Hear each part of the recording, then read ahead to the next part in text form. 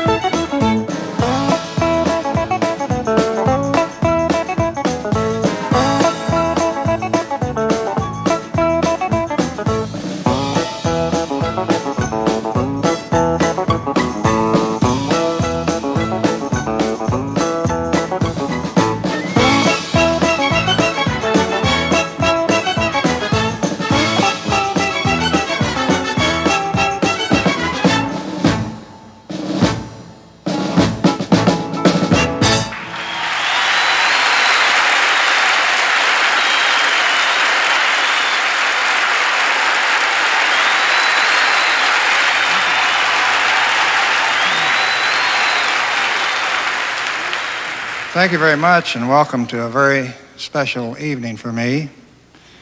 It's very special because I have a lot of my buddies here who like the same things that I like guitars and golf and things like that. You know, I'm kind of known as a quiet sort of guy, but I'm not really all that quiet because that handle, don't hold. I like to talk. No. Hey, Jimmy Dean. You know, you were talking about being quiet, and I just happen to think you got so many nice friends here this evening.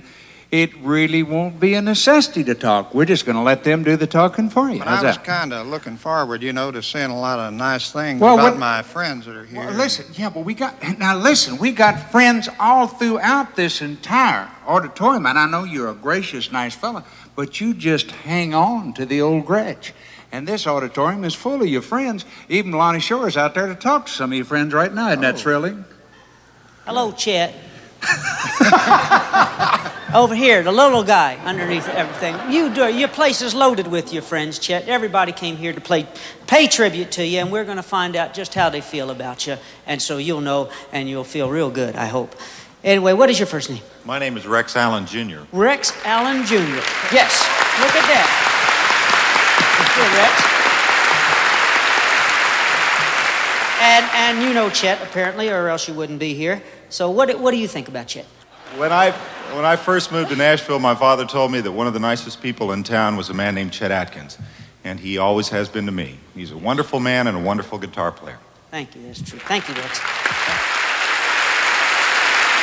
And what do you think about Chet Atkins? Chet Atkins? Oh, I love him on Sheriff Lobo. He's so funny. Sorry, Chet. He's great. I think you got that wrong, Jim. Yeah? Who'd you say? Sheriff Lobo? Yeah. That's Claude Atkins you're Oh, thinking. Claude Atkins. Claude Atkins. Oh, who is this? Well, you got the wrong guy on. I don't know. Let me leave these two. Come on, I'll keep them talking. Somebody call the farm and see. We got a couple there just over here. What do you think? Oh, my God. What do you think of Chet Atkins? Which one is Chet Atkins?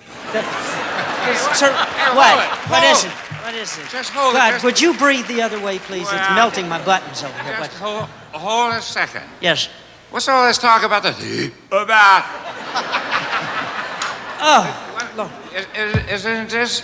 This is Isn't this the Chet Atkins golf tournament? No. That's not for a couple of months. This is the Chet Atkins TV show. Didn't they tell you? Oh, I thought they said tee off. No. Well, anyway, you say it's for a couple of months? About 2-3 months. Well, good, and that'll give me a chance to go try to find my favorite club. What is your favorite club? Canadian. Oh, I can't take too much of this. Take it, Jim. Hey. See what I tell you? Loaded? Yeah. Lonnie. Thank you, Lonnie and Jimmy. I think I don't take these compliments too much. Maybe I just better play. You think? Chet, it's your night. Do whatever melts your butter, honey. I'll play the guitar.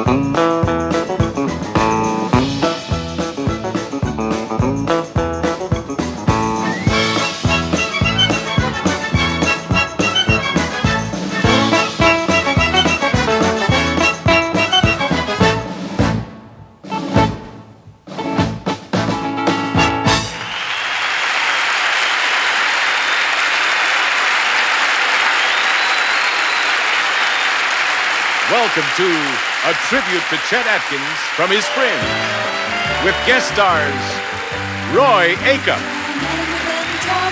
Bobby Bear, Foster Brooks, Jethro Burns, Archie Campbell, Floyd Cramer, Charley Daniels, Danny Davis, Jimmy Dean, Don Everly, Don Gibson, Tom T. Hall, Earl Klugh, George Lindsay, Roger Miller, Minnie Pearl, Charlie Fry, Boots Randolph, Dale Robertson, Lonnie Shore, Jim Stafford, the Statler brothers, Ray Stevens, Porter Wagoner, and Don Sheffield and the orchestra.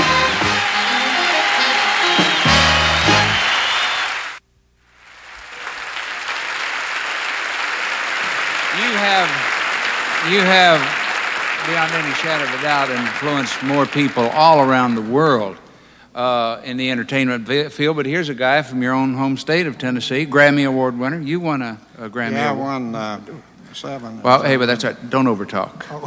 Ladies and gentlemen, here's the Charley Daniels Band.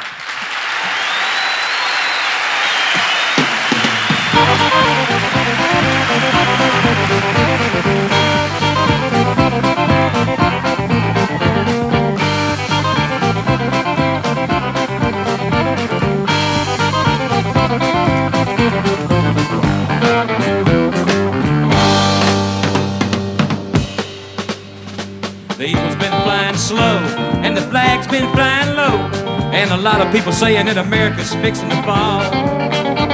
But speaking just for me, and some people from Tennessee, we got a thing or two to tell you all. This lady might have stumbled, but she ain't never failed. And if the Russians don't believe it, they can all go straight to hell. We're gonna put her feet back on the paths of righteousness and then God bless America again. And you never did think that it ever would happen again. In America, did you? You never did think that we'd ever get together again. But we damn sure proved you. We're talking real loud and we're walking real proud again. In America, you never did think that it ever would happen again. From the Sound up in Long Island, out to San Francisco Bay, and everything that's in between them is our home. And we may have done a little bit of fighting amongst ourselves, but you outside people best leave us alone. Cause we'll all stick together, and you take that to the bank. That's the cowboys and the hippies, and the rebels and the Yanks. You just go and lay your hand on a Pittsburgh Steelers fan, and I think you're gonna find you understand. And you never did think that it ever would happen again. In America, did you? You never did think that we'd ever get together again. And we damn sure proved you. We're walking real proud and we're talking real loud again. In America, you never did think that it ever would happen again.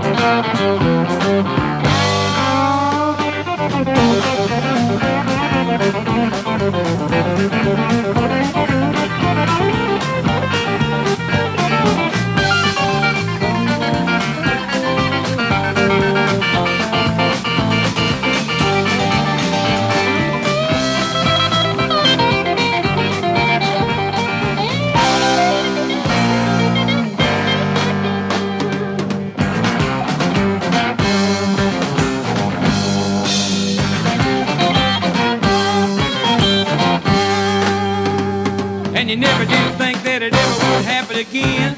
In America, did you? You never did think that we'd ever get together again. Well, we damn sure proved you. We're walking real proud and we're talking real loud again. In America, you never did think that it ever would happen again.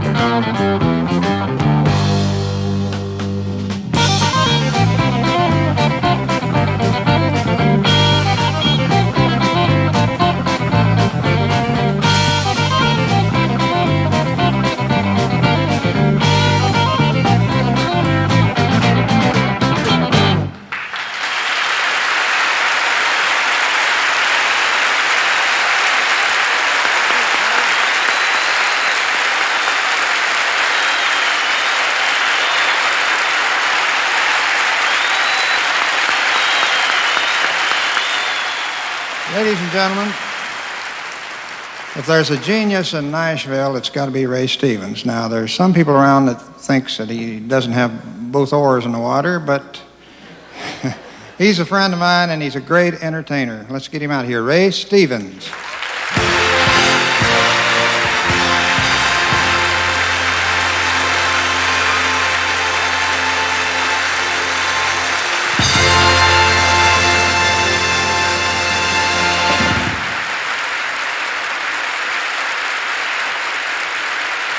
You know, about 2 or 3 years ago, Ray Stevens came to me and said, "Why don't you make a record singing? You would surprise the heck out of everybody." And I said, "Why not? Because I'll try anything. My instrumentals aren't selling too well." But anyway, we made this record, and it wasn't a hit, folks. You mean? But we do it anyway. But I'm not going to sing Jeremiah Peabody's Polyunsaturated. No, we're going to sing Frog Kissing, the record you produced. Oh. With me. Well, in that case, go right ahead. I want to dedicate this song to all the pretty girls in the audience. Do you remember in the fairy tale how the wicked witch's spell turned the handsome prince to a toad? Through the power of her potion, she handed him the notion he was lower than the dirt in the road. And though she left him green and warded, her evil plan was thwarted when there chanced to happen by a young miss who, in spite of his complexion, offered her affection and broke the wicked curse with her kiss. If you've never been a frog kissing, then you don't know what you've been missing, yeah. There's a world of opportunity under each and every log. you've never been a charm breaker, if you've never been a handsome pencil maker, just slow down, turn around, bend down and kiss you a frog. Once upon a time ago, I was down and feeling low, like a lonely frog in a pond. Life was just a joke, and I was very near to croaking when I was zapped by life's wicked wand. Then in the depth of my depression, there came a true expression of love from a lady so sweet. She gave me warm, fuzzy feelings, feelings that were healing, and knocked me off my little web feet. If you've never been a frog kissing, and then you don't know what you've been missing, yeah. There's a world of opportunity under each and every log. If you've never been a charm breaker, if you've never been a handsome pencil maker, just slow down, turn around, bend down and kiss you a frog. Ribbit. Ribbit.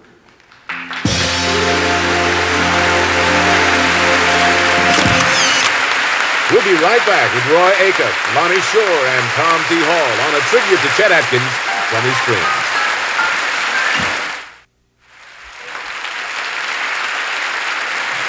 I want to introduce you to a fellow now who was raised on the west side of Copper Ridge. I was raised on the east side. He's done much better in the music business than I have. He's much more famous and all that. He's truly the king of country music, Roy Acuff.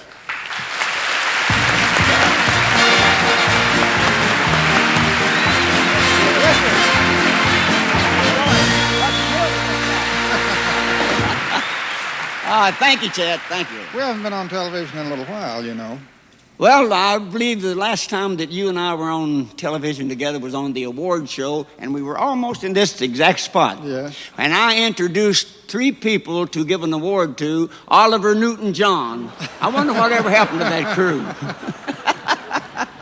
Yeah, that was... I apologize to you, though, for that, Chet. I wouldn't wear my glasses because I didn't want to be seen with my glasses on. I made him read the card.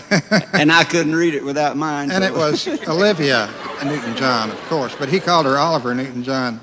Roy... I got a lot of mail on it anyway.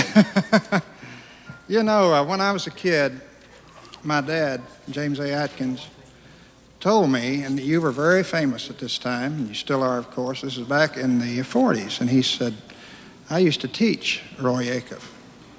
He came to my singing schools. He told me that one time, and I thought, well, Dad is dropping names on me. He couldn't. That's right, Leona.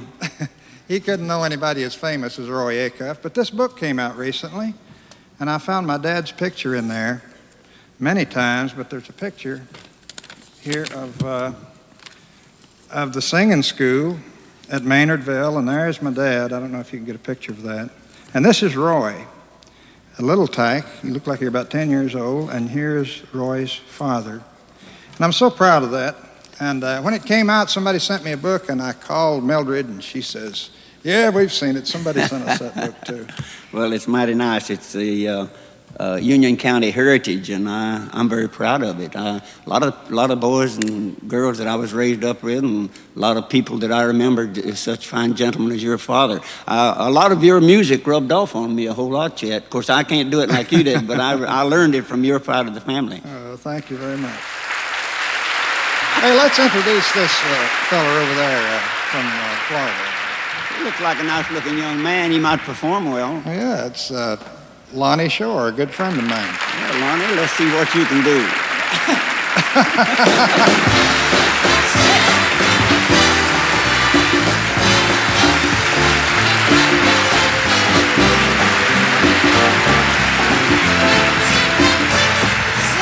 See what I can do. Feel like I'm at an audition. I'm doing this for nothing. No, but I am thrilled to be here to pay tribute to you, Chet. It's of course, you are my idol, Mr. Excitement.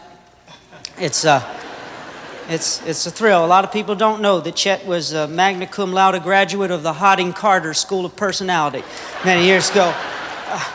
His house caught on fire last month. He was running through the halls yelling, "Fire, fire." He's real excited. But this is the first time that I've had a chance to come to Nashville and stay for a couple of days anyway. It's exciting here in Nashville. You got a pretty audience. All these pretty people came out to say hello. There's a pretty couple there, a guy in a tuxedo and a lady with that chain. That's pretty. Works too. Keeps them ticks off, doesn't it? People do strange things. Know what they did in Oregon? Damn, y'all don't know nothing, do you? You know what they did? Tried to legislate against disposable diapers because it disturbed the trees and they wanted to keep the trees intact. It didn't pass, but see, Oregon is very ecologically conscious. They were the first to legislate against fluorocarbons. You aware of that? Because it destroyed the ozone. So consequently, no matter where you live, whether it's in Tennessee, Florida, North Carolina, any place, no more aerosol cans. Isn't that strange? Y'all know how hard it is to kill a cockroach with roll-on Raid. Do you know? Are you aware you got to catch them little boogers and lift their arms up and dab them up underneath of it? They got 40, 50 sets of arms. You'd be there all day. I'm doing all right, Mr. Roy. Anyway.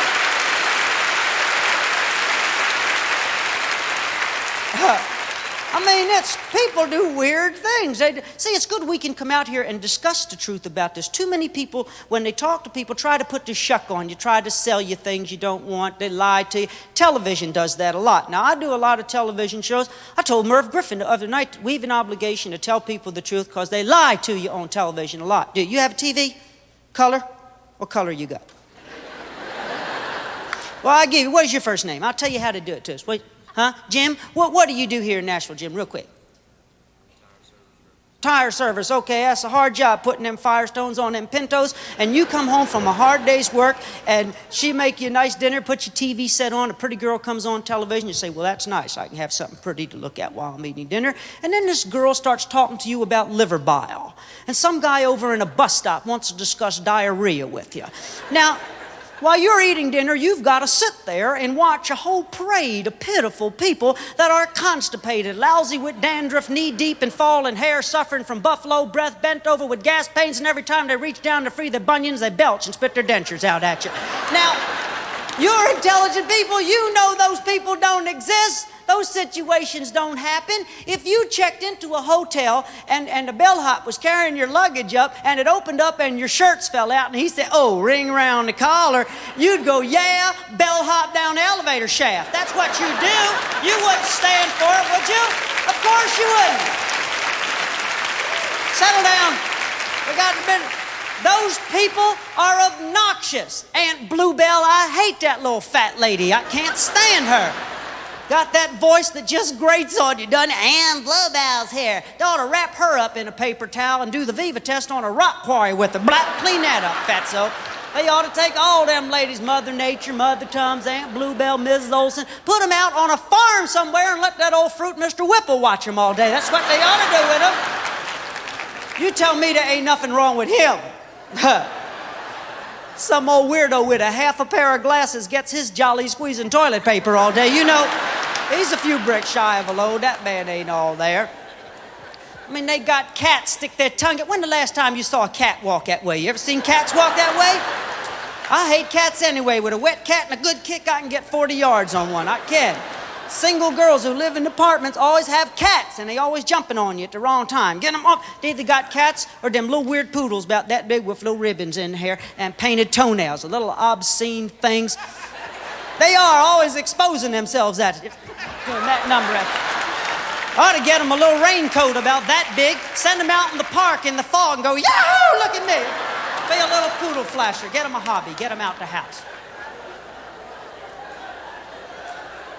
They asked me to give them a clue when I was getting near the end. I told them I would give the director a subtle clue. I'm getting ready! I never did have a good finish. I never knew how to leave. I'd go to parties sometimes. I'd stay for years. They'd say, well, who is that? So, I don't know. He was here when we moved in. Just standing naked behind the drapes, holding the flag, yelling, James Dean lives. But I don't have any flashy endings, so I'll just suffice to tell you that it's been an honor to be here to pay tribute to my friend Chet, and pleasure to be here with you. It's always nice to work for nice folks. Thank you.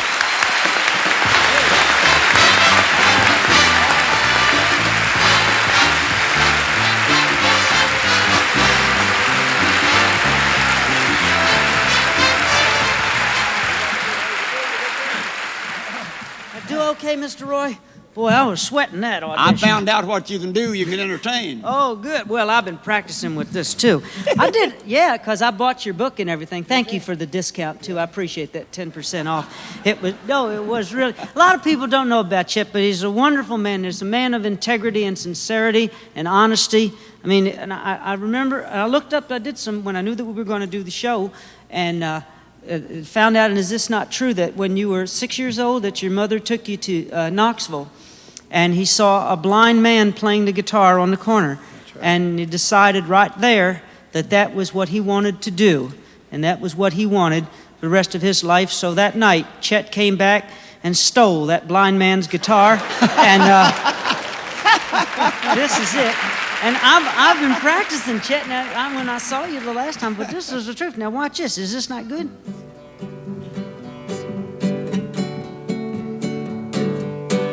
Huh? $27 of your books? Thank you very much. Pretty funny. You're pretty funny. He might have a place on the Smoky Mountain Boys team. What do you mean I'm pretty funny? I'm talking about my guitar playing. You know, the way you tell stories, you might be able to write songs. I've tried. I'm trying now, actually, and I've got some inspiration over there. Inspiration that means like when you borrow from somebody else, you know, and the thing. I know what you mean. My inspiration, and you can't get any better songwriter than this gentleman, ladies and gentlemen, and Chet, Mr. Tom T. Hall. Oh.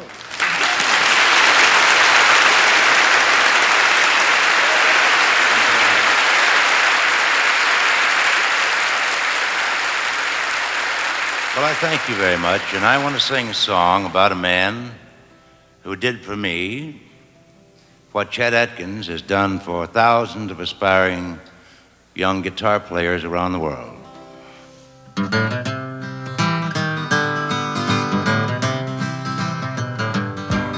I remember the year that Clayton Deleany died. They said for the last 2 weeks that he suffered and cried. It made a big impression on me, although I was a barefoot kid. They said he got religion at the end, and I'm glad that he did. You know, Clayton was the best guitar picker in our town. I thought he was a hero. I used to follow Clayton around. Clayton used to tell me, son, you better put that old guitar away. There ain't no money in it, it'll lead you to an early grave. Well, Daddy said he drank a lot, but I could never understand. I knew he used to pick up in Ohio with a 5-piece band. I often wondered why Clayton, who seemed so good to me, never took his guitar and made it down in Tennessee. Hey, I guess if I'd admit it, Clayton taught me how to drink booze. I can see him half stoned picking out the lovesick blues, Lord. When Clayton died, I made him a promise I was gonna carry on somehow. I'd give $100 if he could only see me now with Chet Atkins. I remember the year that Clayton Deleany died. And nobody ever knew it, but I went out in the woods and I cried. I know there's a lot of big preachers, and they know a lot more than I do. Could be that the good Lord likes a little picking too. Oh, I hope so. I remember the year that Clayton Deleany died.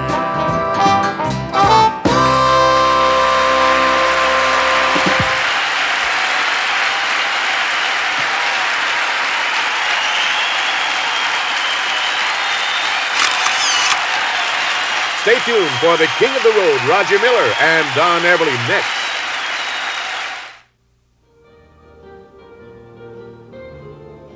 Hi, I'm Minnie Pearl, and did you know I am the only girl on this all-men show?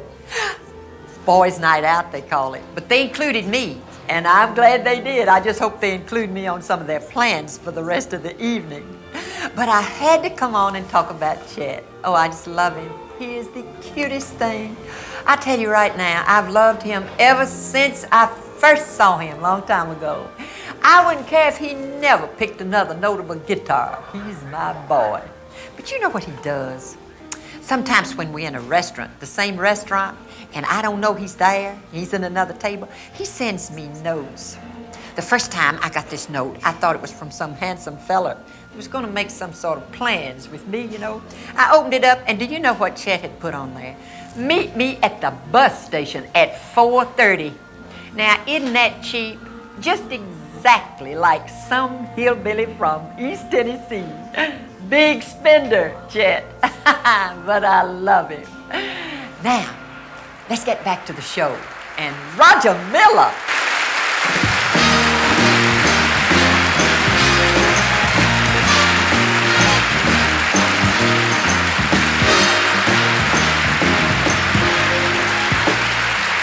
Thank you all very much. I just want to add to what the others have said. I haven't been listening, so I just assume they all said that they're glad to be a part of the show, and I am, to be a part of the tribute to Chet Atkins, whom I've loved for many years.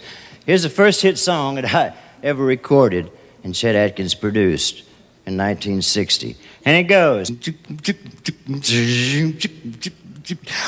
2, 3. In the summertime when all the trees and leaves are green and the redbird sings out the blue, cause you don't want my love. Summertime, that's what you say when I want you. Then you laugh at me and make me cry, cause you don't want my love. Well, you don't seem to care a thing about me. You'd rather live without me than to have my arms around you when the nights are cold. You're so wild. There's summertime when all the trees and leaves are green and the redbird sings of the blue, cause you don't want my love.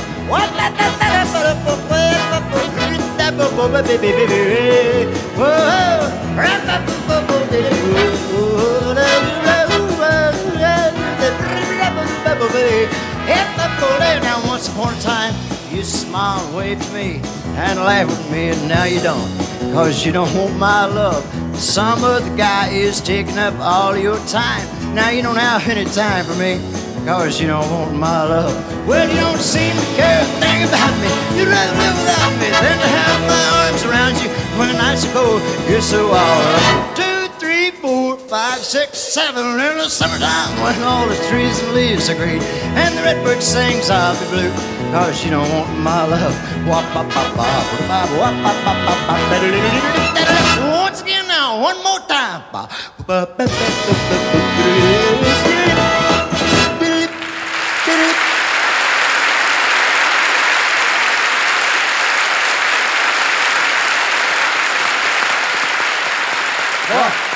Welcome, Rod. Yeah, thank you. I am just thrilled to be a part of the whole thing. I guess it brings back a lot of memories to you tonight. It sure does. You know, I've had so many friends here tonight, and it's just a joy to reminisce. I guess it all started when I was hosting the Cabot Show and had you on as a guest, probably for you to all this kind of stuff. Somewhere back there. There's an endless string of people here tonight, talent that you've had a lot to do with, and let's just add one more name to the list and ask one of the great part of a record-selling team of all time. How about Don Everly? Yeah. Don?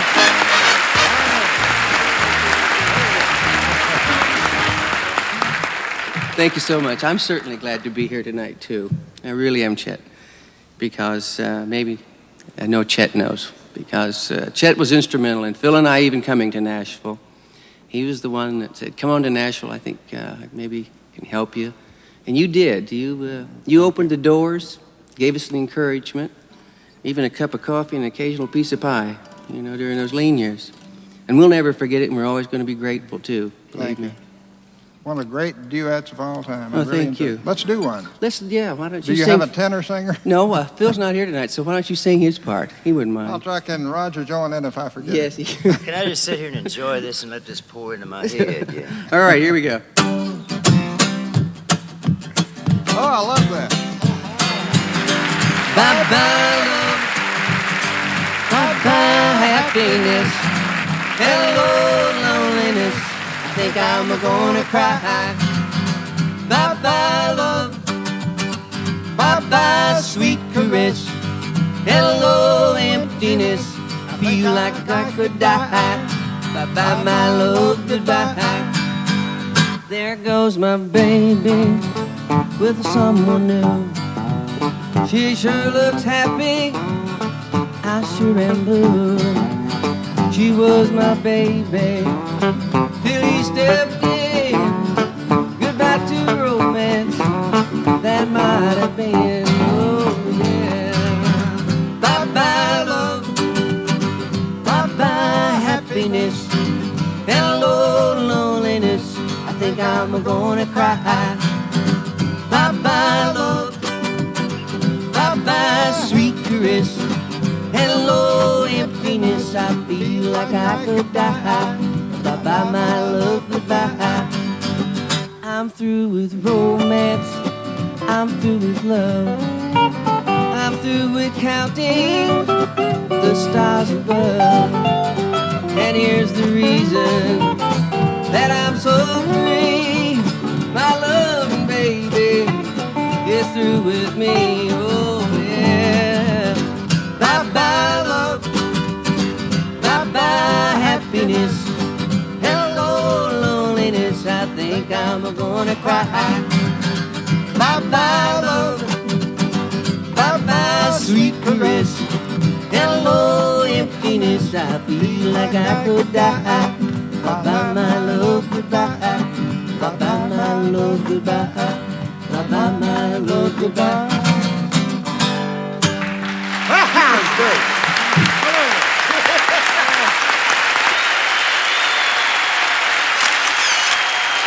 Join Chet and his friends Charley Pride, Porter Wagoner, Bobby Bear, and Don Gibson right after this.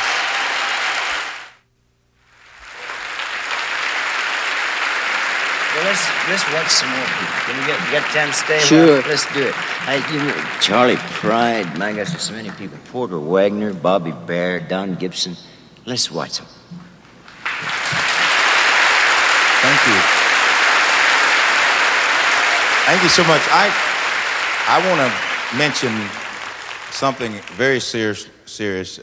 Chet Atkins, I'm not only here to, first of all, I'm glad I was asked to come and do a tribute for Chet Atkins because Chet Atkins was very instrumental in my getting on RCA Records, and I think the whole world knows that, but I want to be here for more than just that because I do think that Chet is a great, not only a great musician, but a great human being. And I'm going to do a song right now that I wouldn't have been able to do if it hadn't been for him.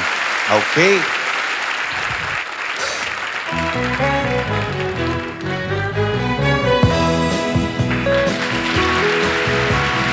Whenever I chance to meet some old friends on the street, they wonder how does a man get to be this way.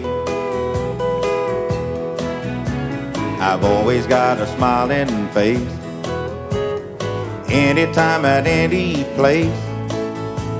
And every time they ask me why, I just smile and say, you've got to kiss an angel good morning. Let her know you think about her when you're gone. Kiss an angel good morning and hug her like the devil when you get back home.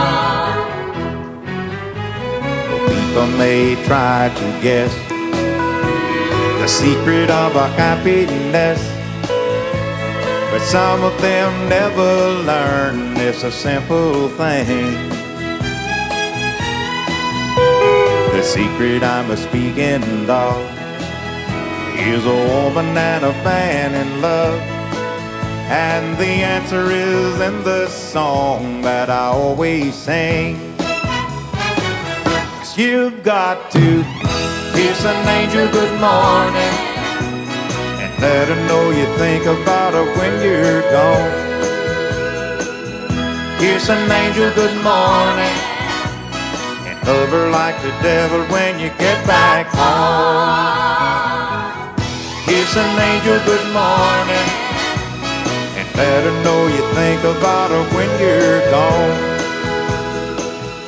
Kiss an angel good morning and hug her like the devil when you get back home.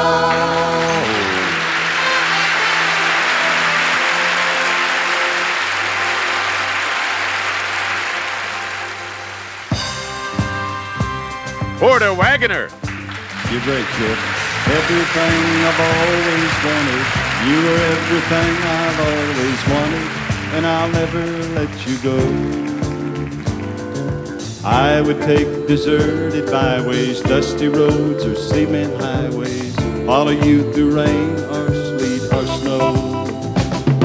In my wildest dreams, I never dreamed I'd find somebody I would love much more than I could ever show.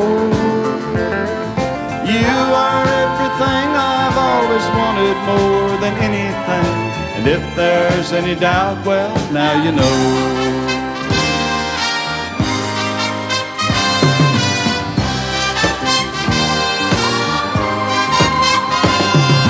In my wildest dreams, I never dreamed I'd find somebody I would love much more than I could ever show. You are everything I've always wanted more than anything, and if there's any doubt, well, now you know. If there's any doubt, well, now you know.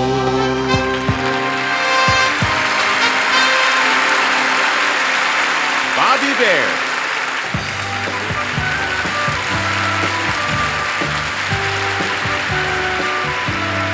For strong winds that blow along, 7 seas that run high, all these things that won't change, come what may. For my good times are all gone, and I'm bound for moving on. I'll look for you if I'm ever back this way.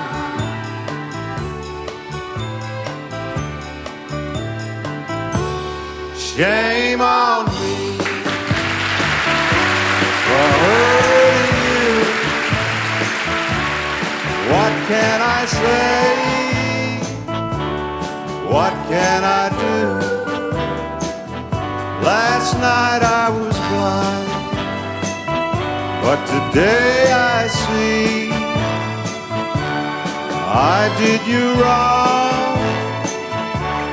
Shame on me.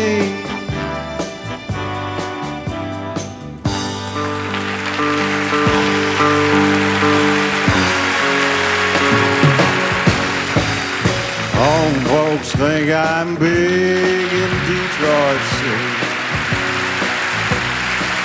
From the letters that I write, they think I'm fine. By day I make the cards, by night I make the bars.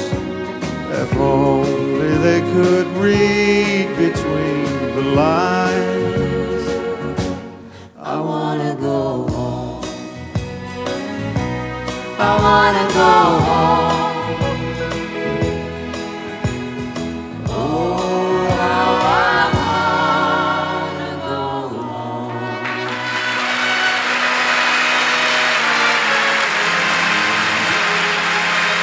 Remember this, Chet? Don Gibson. Everybody's going out and having fun. I'm just a fool for staying home, having none. Can't get over how she set me free. Oh, lonesome me. The bad mistake I'm making by just hanging around. I know that I should have some fun and paint the town. Paint the town. A lovesick fool that's blind and just can't see. Oh, lonesome me. I'll bet she's not like me. She's out and fancy free. She's flirting with the boys with all her charm. I still love her so, and brother, don't you know, I'd welcome her right back here now. There must be some way I can lose these lonesome blues. Forget about the past and find somebody new. I've thought of everything from A to Z. Oh, lonesome me. I'll bet she's not like me.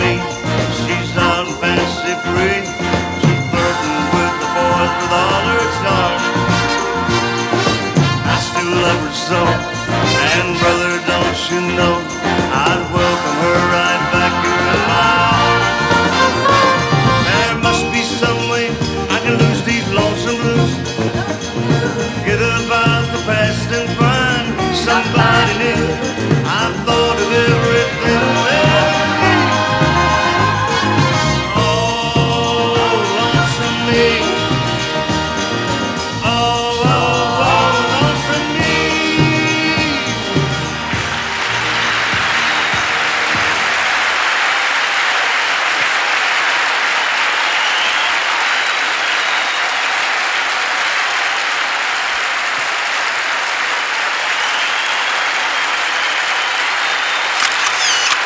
Stay with us for Ray Stevens, Jim Stafford, and a lot more of Chet's friends.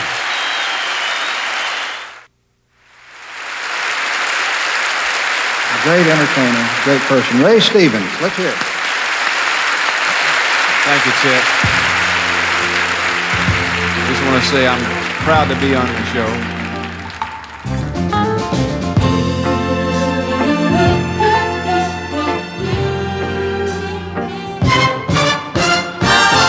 At the jukebox in the corner, she rolls in a quarter, strolls back to the bar to the tune of Lion Eye. From his tiny solo table, feeling lonely, peeling labels, he watches her and he dreams of a one-night paradise. Pretty soon his mind goes searching for that clever line to work him to an easy conversation and exchange of names. Tonight from Maine to Frisco, Nashville bar or L.A. disco, all the grown-up kids are playing night games, talking and dancing night games. One light romance and the names may change, but the moves stay the same. They play a night game.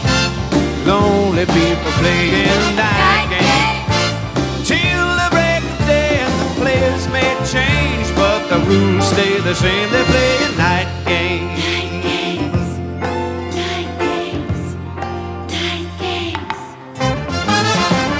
The conversation is his to carry. She dodges and he parries. Time to get a little bit closer and they go to the floor.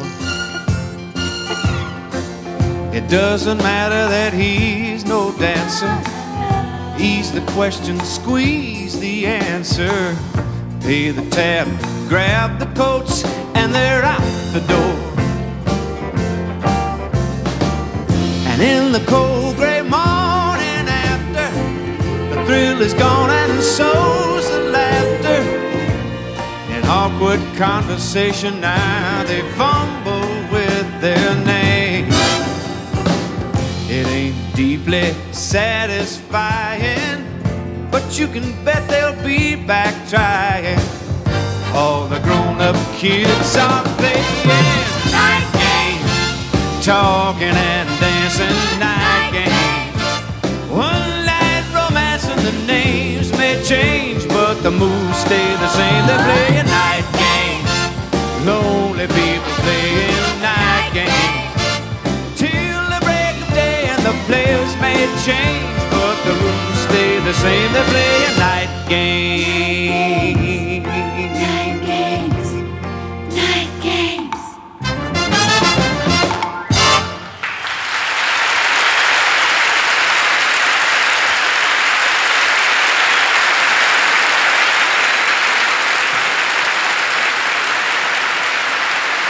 You know, I was just thinking, Chet. I was just thinking, my first hit, in my first hit, I imitated a camel. Yeah, I remember. You remember? I don't think I can. And we just did a song about kissing frogs. That's right. And here's a guy whose first hit was about spiders and snakes. You think I'm weird? Here's the keeper of the zoo. Ladies and gentlemen, Mr. Jim Stafford.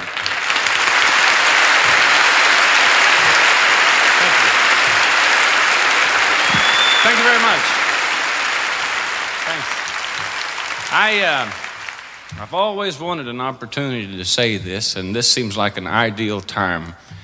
Chet Atkins is a lot more than a friend to me. He's my hero. Back when I was about 14 years old, that's about 22 years ago, I got to come to Nashville and meet Chet Atkins.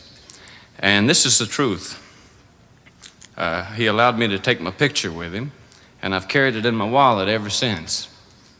And it just means an awful lot to me. Every now and then I used to take this picture out and just look at it and say, well, there I am right by the man himself. And it was a great, great source of inspiration to me. Wait a minute, that's not Chet Atkins.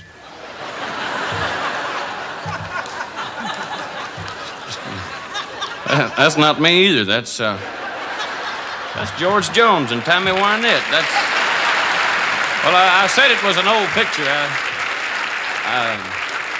But it is true that I'm playing with you there. That is a picture of me and Chet, and it was that long ago. And I do love Chet Atkins, and I can appreciate how hard he worked, because the guitar was my main instrument for so long.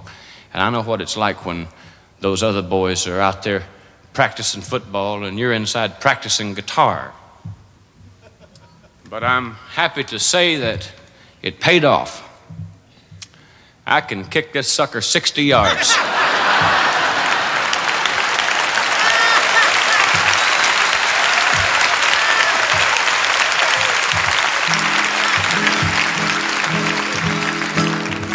Here's a song with a little truth in it, and this can be for the mamas, because mamas put up with this from day one. It goes like this.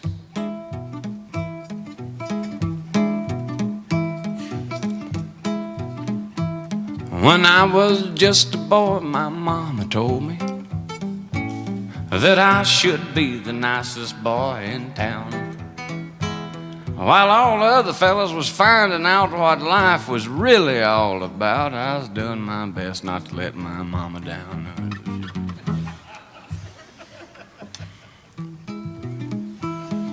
I wanted to get in trouble like the other fellas. Yeah, but I was always afraid of getting caught. Because in my mama's eyes, I was her angel straight from heaven. Well, mama didn't know it, but here's what I thought. When mama goes blind, I'm gonna make love in the kitchen. When her nose goes bad, I'm gonna smoke them funny smokes. When her ears give out, I'm gonna cuss till I go crazy. I wanna run around naked, telling dirty jokes. Then my mama won't know. No, my mama won't know. No, my mama won't know what I'm gonna do.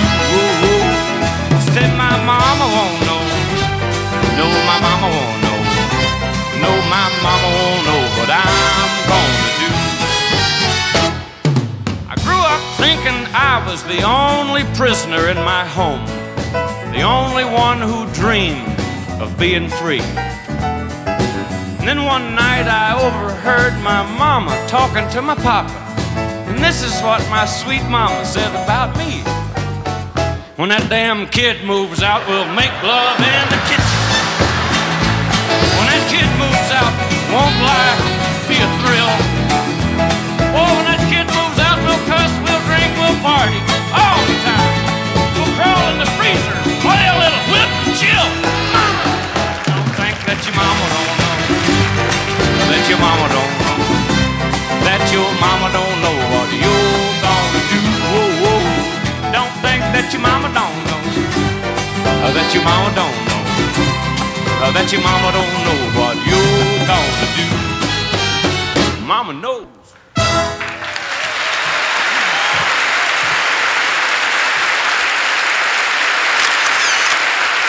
Stay tuned for more of Chet's friends, Archie Campbell, Foster Brooks, and Dale Robertson, right after this.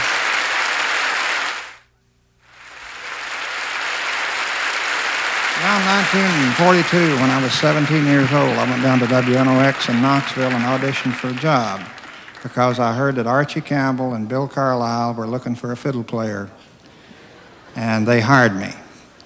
I want to introduce you to one of those fellows right now. He's star of Hee Haw and one of my dearest friends, Archie Campbell. Archie.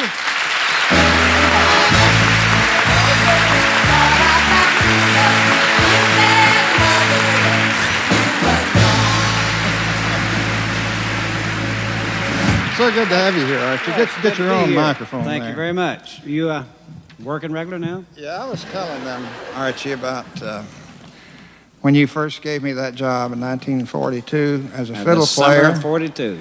I lived at the bus station and slept in the railroad station because he paid me $3 a night when we worked, and we only worked 3 or 4 nights a week, so it was tough times. And I've always wanted to ask you, why did you just pay me $3 a night? Do you still have some of my money? Well, now you make records, right? And you made it in fiddle records. Have you ever heard the way you play fiddle? I was pretty bad. Overpaid. No. That's about all I was worth, really. Chet and I go back a long ways. In the summer of 42, I was 27 and he was 17. And strange things happened in the meantime. We're the same age now. But I want to say this in all seriousness. I hear all the time people say, you know Chet Atkins? He's my best friend. A lot of people say Chet Atkins is his best friend.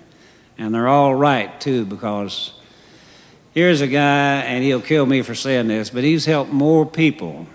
He don't want any credit for it. I know a lot of people that he's helped. They don't even know themselves that he did it, but he does it.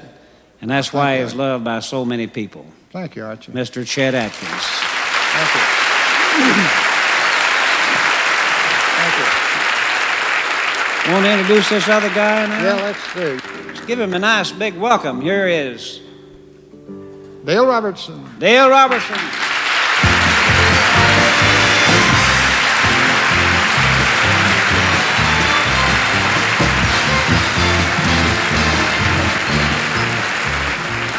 Thank you, thank you.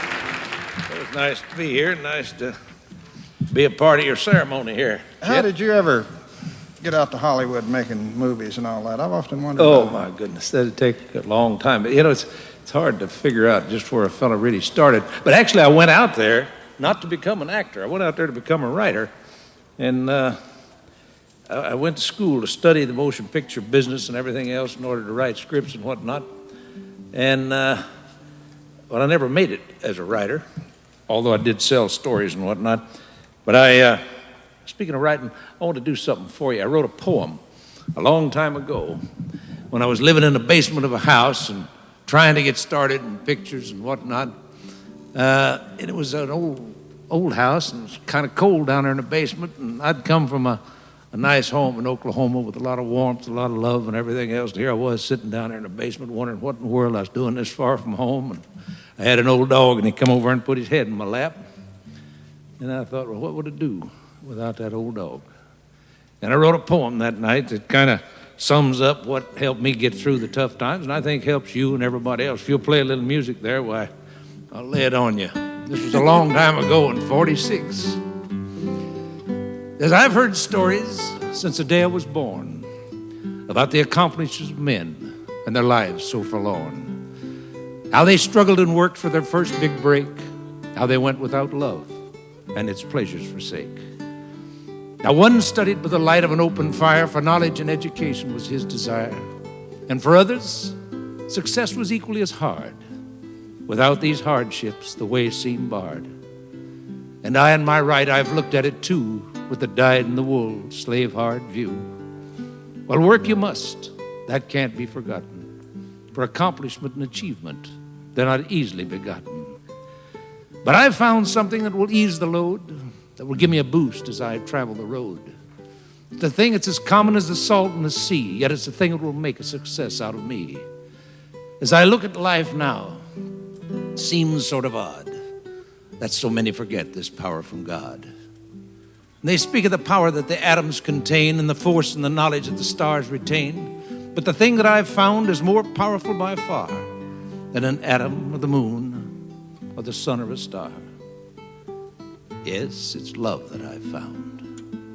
And now that it's mine, I'll harness its power and its force I'll combine. With love as my motor, there's no task too large. The barrier to success, I'll demolish with a charge. And people with ambition and success as their aim think love's unimportant and not part of the game. But it's the basis of life. It's the axis of the earth. It's the thing which gives all great men birth. So now when I hear of the task of success, I'll know it's from a man who let love have recess.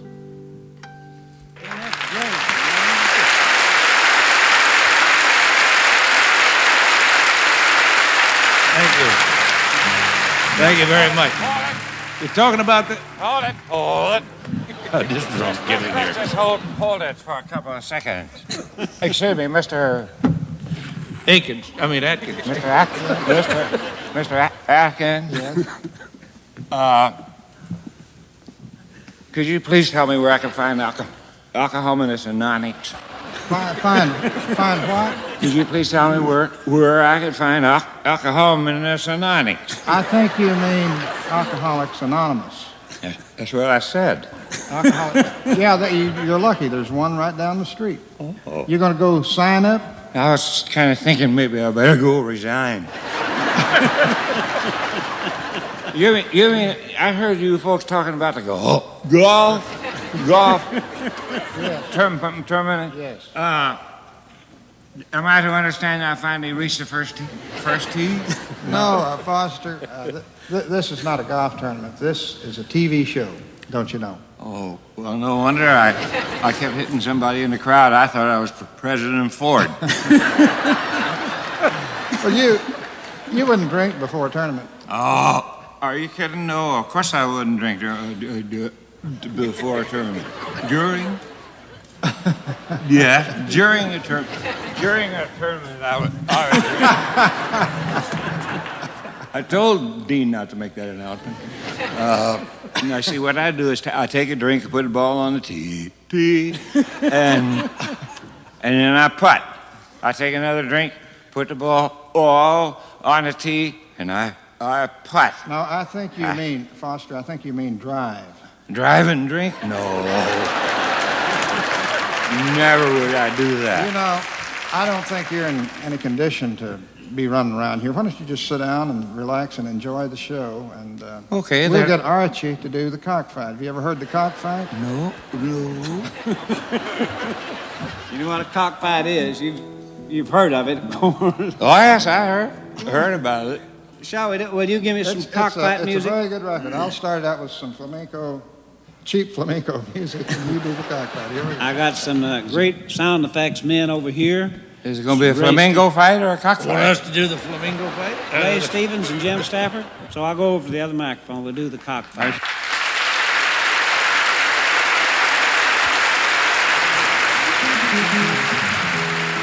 We're going to do the fight now?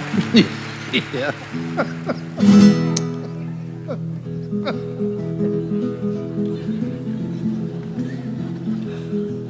Well, start something. Okay.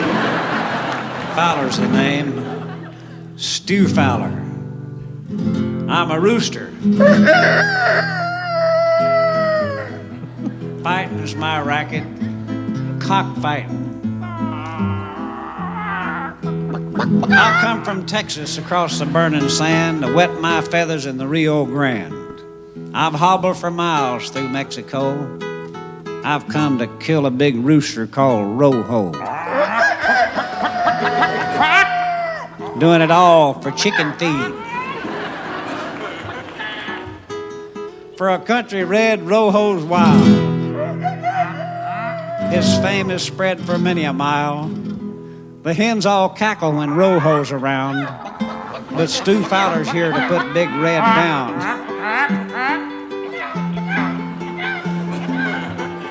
I'll give them chickens something to cackle about.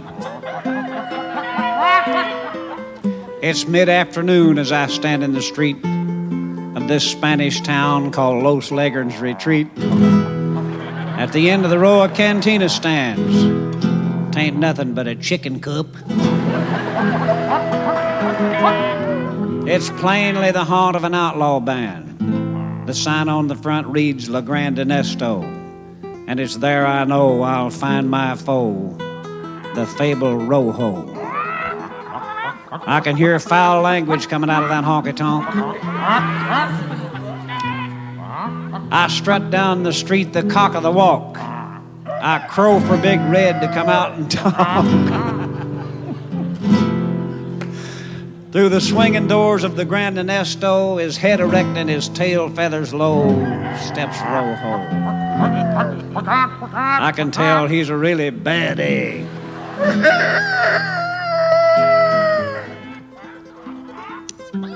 Rojo comes at me in a long, lanky run. Some people gather round to watch the fun. Bird to bird and beak to beak, I face Rojo and my heart gets weak. I crow and strut and I jump about. Then I take off on a run, 'cause I done chickened out.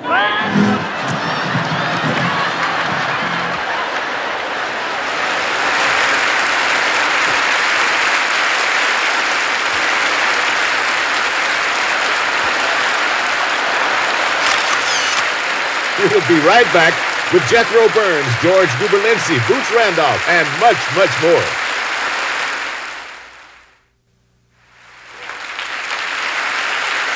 Thank you very much, ladies and gentlemen. Now here is a fella that is the greatest mandolin player in captivity. He's also a dear friend of mine for many, many years. Jethro Burns.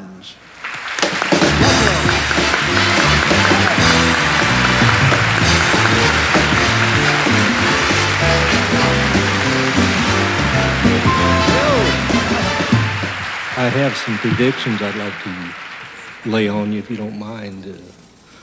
These are things that I predict will happen in 1981 or the future, whichever comes first.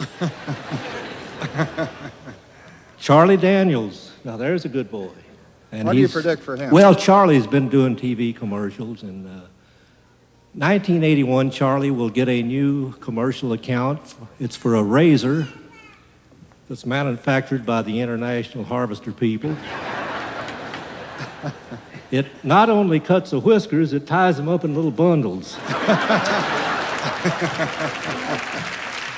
And Jimmy Dean will buy a string of racehorses and immediately expand his sausage business.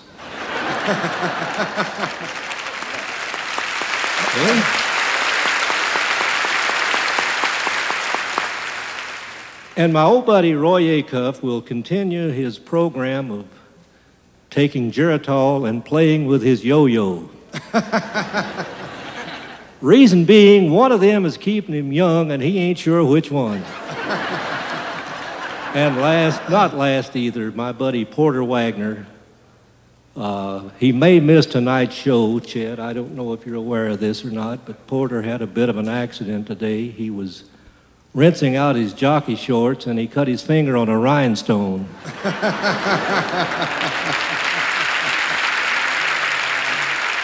And Chet, I guess, by golly, that you being the guest of honor, all of that, why, you know, a lot of guys have been taking cheap shots at you, and I think that's kind of bad, really. It's not going to stop me from doing it. But I would hate to leave you out of this because you're going to have a great future. And I predict that in 1981, Chet Atkins will be named Male Vocalist of the Year. I certainly hope so. And then he will sing a song and louse the whole thing up. So much for that. I'd like to introduce a guy now. You know, a lot of guys come out and they say, this next act needs no introduction. Now, friends, I'm going to level with you. This next act needs an introduction. He's one of the real heavies on Hee Haw. He stars on there weekly, very weekly. He comes from the great state of Alabama. Gives you an idea how they feel about you. He comes from the great state of Alabama, and he's truly one of the part-time greats. My good friend, Mr. George Guberlincy.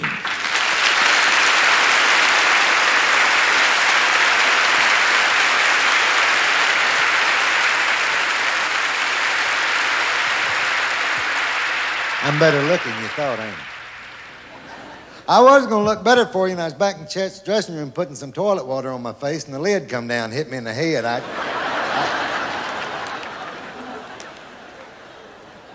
Oh, can you see my ring? I wanted to show you. Can you see that? My mother-in-law passed away and left me $4,000 to get her a stone. I got her a good one, didn't I? I played Goober on the Andy Griffith Show in Mayberry RFD for 8 years, and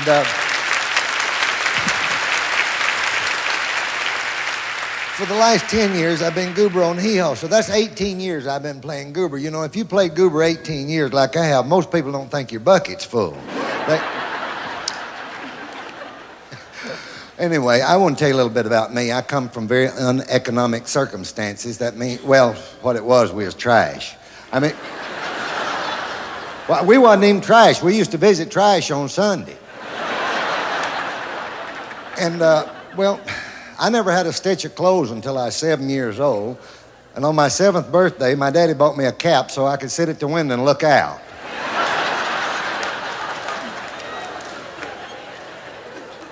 Well, I was 16 years old before I found out my name wasn't Get Wood.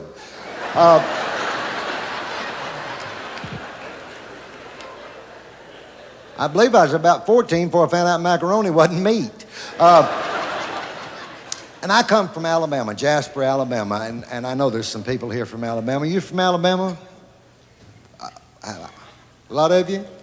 Yeah, I seen y'all in the back of the truck. And my best friend back there is a fellow named Sappo, S-A-P-P-O, and we went to play together before grade school, went to grade school, junior high school, and high school together, and he's my best friend in the world, but he's not what you call good looking. He, how do you explain it? When he was born, the doctor slapped his mother. She used to have morning sickness after he was born. And when he was a little baby, his folks used to carry him everywhere they went so they wouldn't have to kiss him goodbye.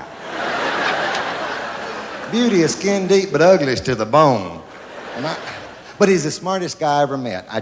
He really has a unique way of looking at things. I went up to him one day and I said, Sappo, have you lived here in Jasper, Alabama all your life? He said, not yet. He's down in town one day and just had on one shoe. I said, hey, Sappo, see you lost a shoe? He said, no, found one.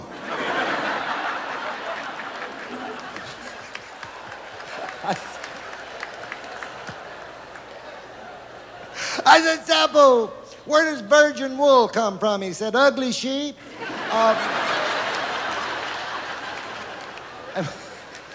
He heard a knock on his front door. He went to the front door. There's three men standing there.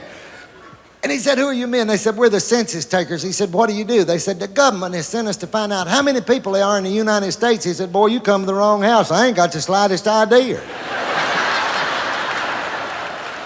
And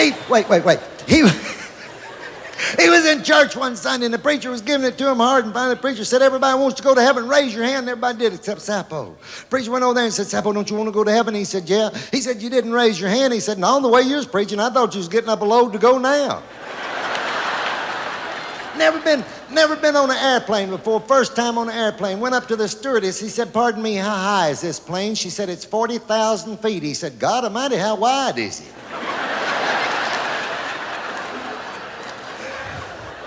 He got a call. Wait. He got a call in the middle of the night. He picked up the phone. He said, how am I supposed to know? It's 450 miles from here. Slammed down the phone. His wife turned over and said, what was that all about? He said, I don't know. Some idiot won't know if the coast is clear.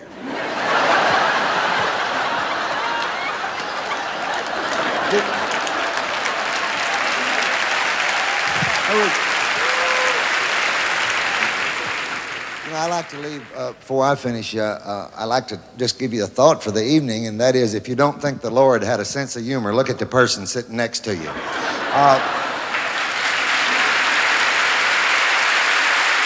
night, everybody. Thank you, Chester.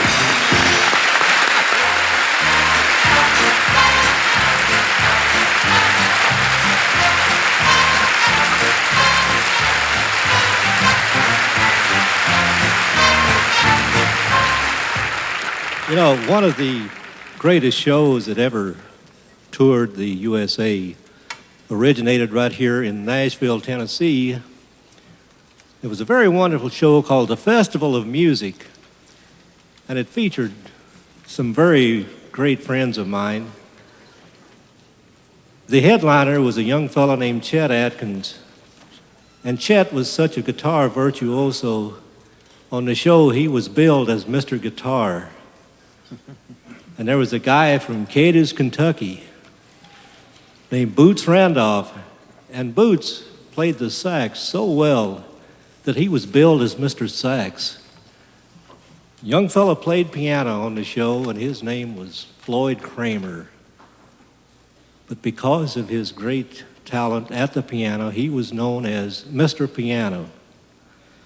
I had the honor of doing some of the Festival of Music shows, and because of the way I played the mandolin, they call me Jethro. There was also a young fellow on that show that had the drum and bugle corps, and he brought it along with him. And it was so funny every night to hear the MC say, "Danny Davis, get your brass out here." So all of these guys are assembled over here somewhere. Chet, I think we better go help them because I think they can use all the help they can get.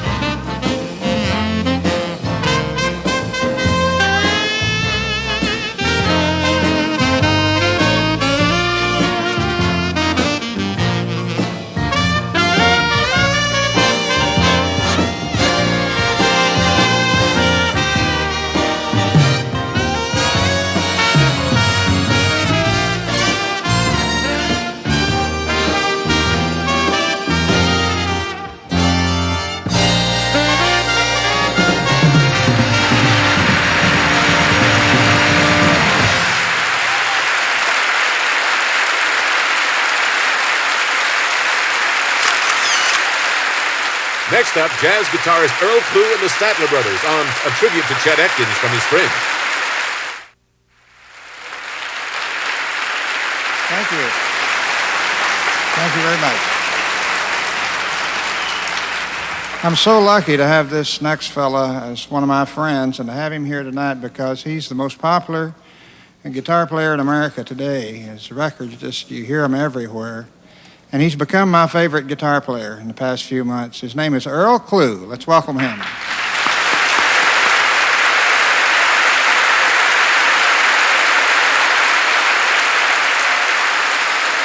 Perfect. You know, I wasn't just putting you on. You are my favorite guitar player, boy. You're a great player. Thank you. You've always been my favorite guitar player and the reason for me starting to play. Really? Yeah? Oh, yeah.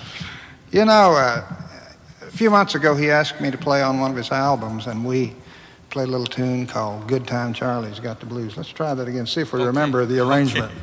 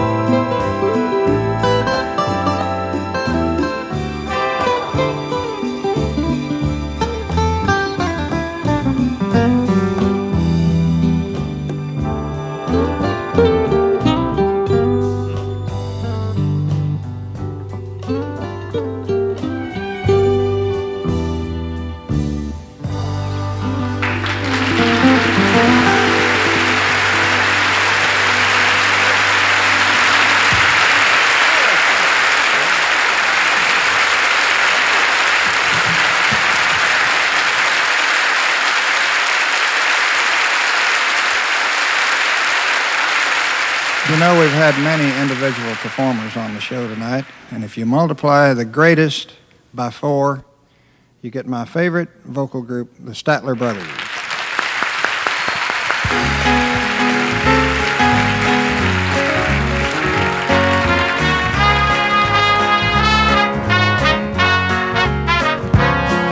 you, Les Paul. Thank you, Django. Thank you, Merle. Are you aware of one great gift you gave the world? Beyond the craft your hands created on your frets, you had a hand in molding those of Chet. You set that bashful boy from Knoxville all aglow each time he heard you playing on the radio. And even though it's God alone who made the man, it took guys like you to mold Chet Atkins' hands. Those hands that shook with fear like any normal hands played smooth and sweet that night he opened at the Strand. Those unique hands that started life out splitting rails, who'd have thought they'd one day fret from splitting nails? And who'd have thought that bashful boy from Tennessee would one day win the hand of Grand Ole Opry? And who'd have thought that country sound would soon expand from the love and guidance of Chet Atkins' hand? The road to Nashville wasn't paved with ivory keys, especially for an awkward boy still in his teens. At times he had no one to tell his troubles to, and no sunshine in the land of Sunshine Sue. He played for money and for marbles and for chalk. He tried to sing, but Lord, the kid could hardly talk. But he spoke a language all could understand, but only when translated through Chet Atkins' hand. Joy is an unemployed picker getting hired, and grief is when that picker's always getting fired. When he's working job to job and band to band, and label cause he's always getting canned. But everybody knows it's grief as well as joy that helps to mold terrific men from simple boys. And everybody knows he's one terrific man, from head to toe and through Chet Atkins' hand. So thank you, Maybelle, thank you, Knoxville, thank you, Lord. And thanks to who it was that showed Chet his first chord. He's come a million miles since Knoxville and the Strand. I'd go a million miles to shake Chet Atkins' hand. I'd go a million miles to shake Chet Atkins' hand.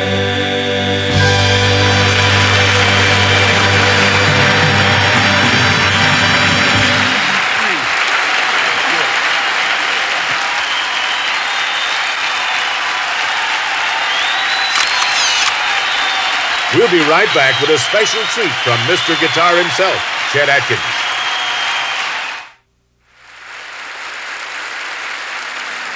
Thank you. I moved to Nashville in the early 1950s, and the reason I moved here was I wanted to get in on the recording scene. And I worked for a wonderful fella at RCA named Steve Scholes, and he had a dream of building a studio in Nashville and having me run it. And that dream finally came true about 1954. And along about the same time, he signed up Elvis Presley and started getting promotions in the company. And I kind of fell into his job of recording all the people in this area and people that passed through. So right now I'm going to play you a medley of some tunes that were brand new when they came across my desk. We went in the studio with some great artists, musicians and singers, and once in a while we made a hit. Now I was going to do this section with my own hits, but I haven't had enough to do a long medley, don't you know? So we'll do these tunes that other people did. Also, my hits are so old, they're old enough to vote, you know. So here's some tunes that were brand new when they first crossed my desk, as I mentioned, and see if you remember any of them.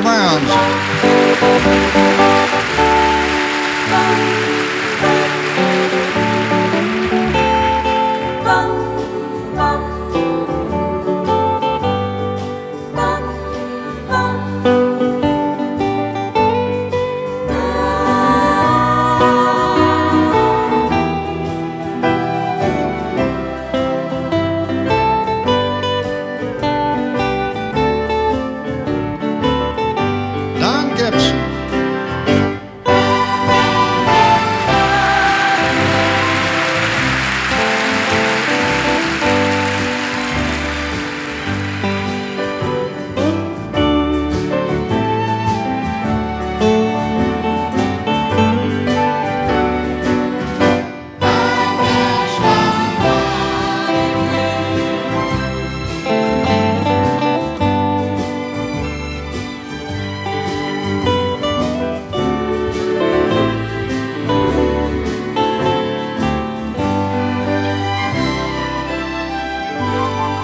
And then one day, Al Hurt came to town.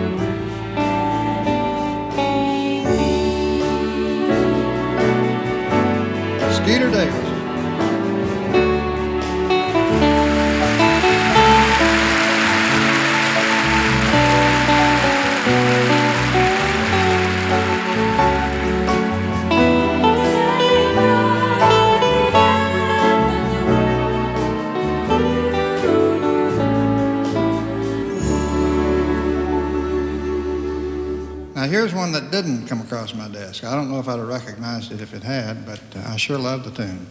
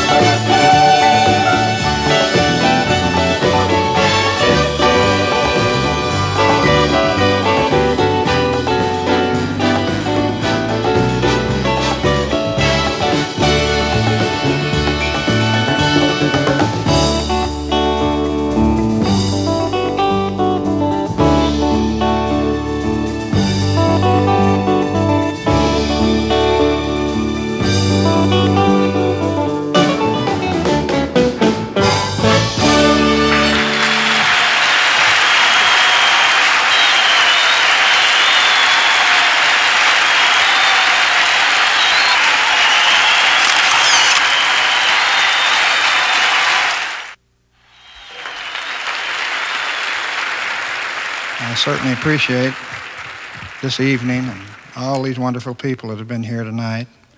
I want to thank Nashville for accepting me many years ago and for giving me this good life that I've had. And I want to say to my wife that I appreciate her sticking with me all these years. It's been a great evening. I thank everybody and all you viewers for staying with me through this analysis. Thank you and good night.